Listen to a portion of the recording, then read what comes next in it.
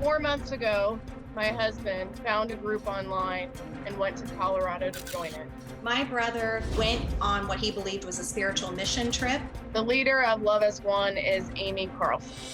When I saw videos of her, she seemed intoxicated or high on drugs. When my husband got there, he was put to work.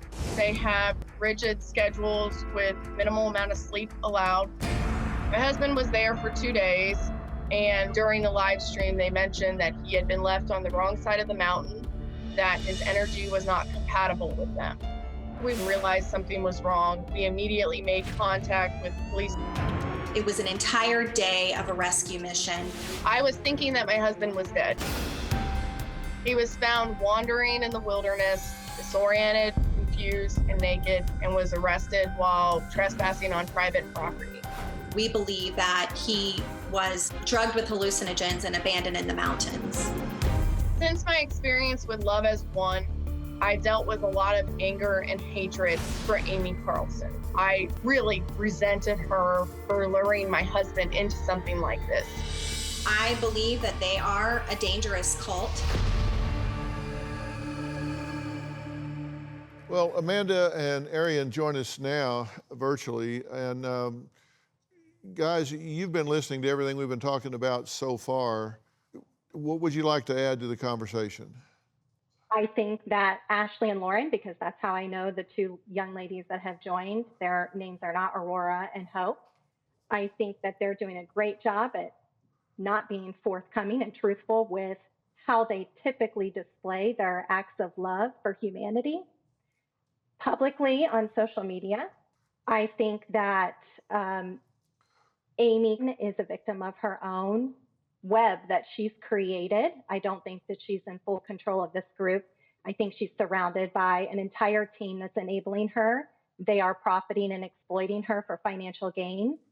There is definitely a huge brainwashing component after my brother surrendered for their spiritual surgery, which, mind you, Amy does not complete that spiritual surgery herself.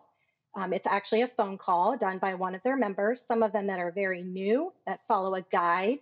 I think that that's where the brain programming, the mind control starts. We've spoken with multiple leading cult experts. We've learned a lot about undue influence. So there's a lot of different concerns with this group. And how did your brother get involved? He found this group also online. He is a conspiracy theorist. And so he believed their conspiracy that we are ascending into this 5D Earth. And he truly did think that this was a spiritual mission.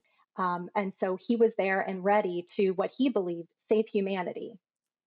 Yeah, and Amanda, you say that ultimately he was found really in dire straits, correct?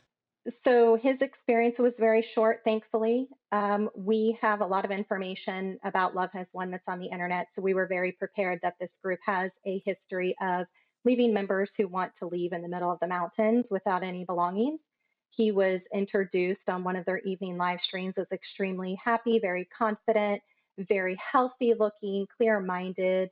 The very next day is where we realized that he was in danger. He called my mother saying that he was on foot. He was coming home. He was on his way to the airport. However, the airport is a 3 to 4 hour drive away.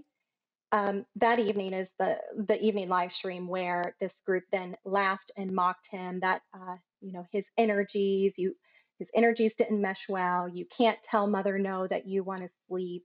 You have to cut all ties.